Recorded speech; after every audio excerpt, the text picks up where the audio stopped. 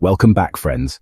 In today's video, we're diving into one of my favorite topics, ancient agricultural wisdom and the incredible power of forgotten crops. You know, in a world where so much of our food supply depends on just a handful of modern staples like corn, wheat, and rice, it's easy to forget that our ancestors cultivated a wide variety of resilient, nutrient-rich plants that have quietly slipped into obscurity. These forgotten crops, once the backbone of ancient civilizations, are not just relics of the past. They may very well hold the keys to creating a future-proof garden that thrives in uncertain times. By bringing them back into our backyards and homesteads, we tap into a reservoir of biodiversity, resilience, and health that our current agricultural systems often overlook. One of the most fascinating things about ancient crops is their natural adaptability. These plants evolved to grow in diverse environments, often in harsh conditions with poor soils, limited rainfall, or extreme temperatures. Unlike many modern hybrids that demand fertilizer, pesticides, and careful maintenance, these ancestral varieties were bred by necessity to be tough. For example, crops like Amaranth and Millet were staples in many ancient cultures, prized not only for their high nutritional value, but also for their ability to withstand drought and thrive where other plants would wither. Imagine having a garden where even during hot summers or unpredictable weather, you can count on your crops to keep producing. This is the hidden promise of ancient harvests. Let's start with amaranth, one of the true superfoods of antiquity. Cultivated by the Aztecs thousands of years ago, amaranth is both a leafy green and a grain. The leaves are tender and nutrient-packed, while the seeds are loaded with protein, fiber, and essential amino acids.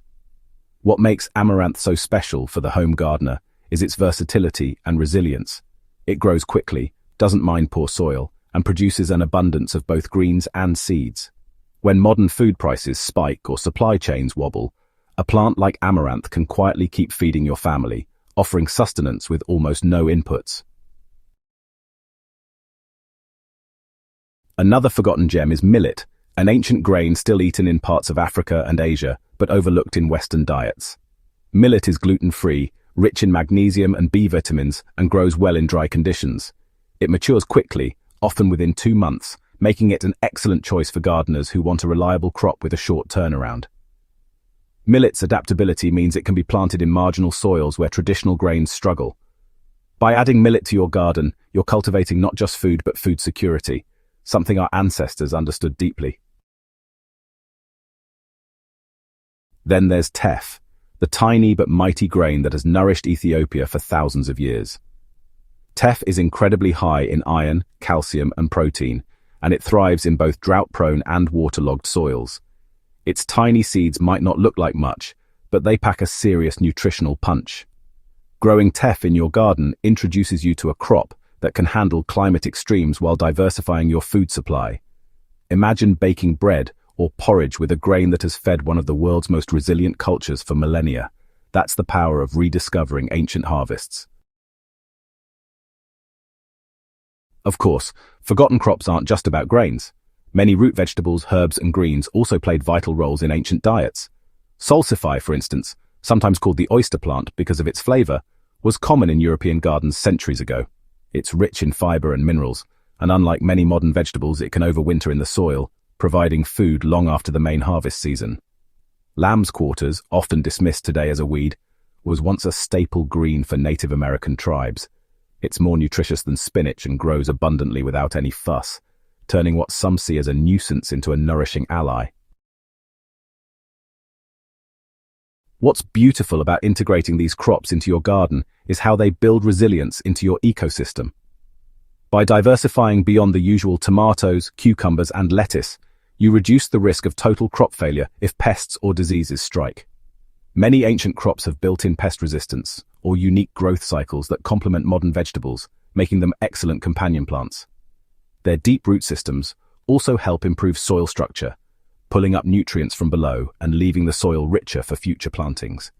This is regenerative agriculture at its simplest, drawn from the wisdom of generations past. Beyond resilience, there's something deeply satisfying about reconnecting with ancestral foods. When you plant amaranth, millet, or teff, you're not just feeding your body, You're reviving traditions and honoring cultures that sustained themselves with these crops long before industrial agriculture existed.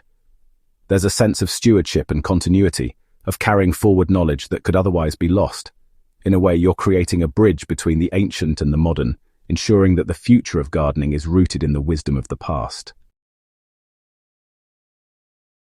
So if you're ready to future-proof your garden, I encourage you to start small.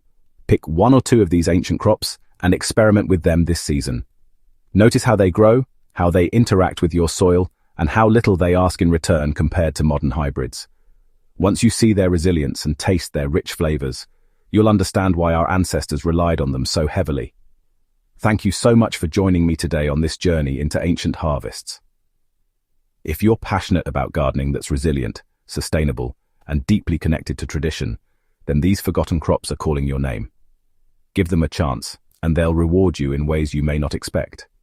Don't forget to like this video, subscribe to the channel, and hit the notification bell so you never miss more tips on natural future-proof gardening. Together, let's keep this ancient wisdom alive.